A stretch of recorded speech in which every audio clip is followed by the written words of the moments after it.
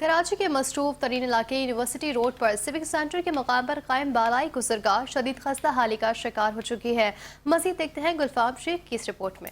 اس بالائی گزرگاہ سے روزانہ گزرنے والے شہریوں خصوصاً بزرگ افراد، خواتین اور بچوں کو چڑھنے اور اترنے میں شدید مشکلات کا سامنا کرنا پڑتا ہے۔ مقامی افراد کا کہنا ہے کہ یہ مسئلہ کافی عرصے سے موجود ہے، مگر متعلقہ اداروں کی جانب سے تاحال کوئی مؤثر اقدامات نہیں کیے گئے۔ یہاں پہ جو ہے نا یہ پل ٹوٹا ہوا ہے، تو یہاں پہ جانے کے بھی خطرے، لیڈیز بھی جاتی ہے، بچے بھی جاتے ہیں، تو حکومت سے یہ درخواست ہے کہ اس سے کچھ کروا دے۔ بس اسکول جاتے ہیں، پل ٹوٹا ہوا ہے، ہم کو پریشانی ہوتی ہے، بچے گر جاتے ہیں۔ واقعی یہ پل کی حالت کافی خستہ ہے، یہاں تک کہ سامنے سے اسکول کے بچے بھی اس کے اوپر سے آتے ہیں تو وہ بچے گرے بھی ہیں۔ یہاں سے اس کو فوری طور مرمت کرائی جائے اس کی۔ یہاں سے سارے پوٹریوں نے نکال کے سارا لوہا نکال لی ہے، ادھر سے یہاں سے کچرے کی کنڈیاں، یہاں پہ گائے وغیرہ مری ہوئی ہیں، یہاں پہ سب کچرے کی کنڈیاں پڑی ہوئی، سارا کچرا پڑا ہوا ہے، کوئی دیکھنے والا۔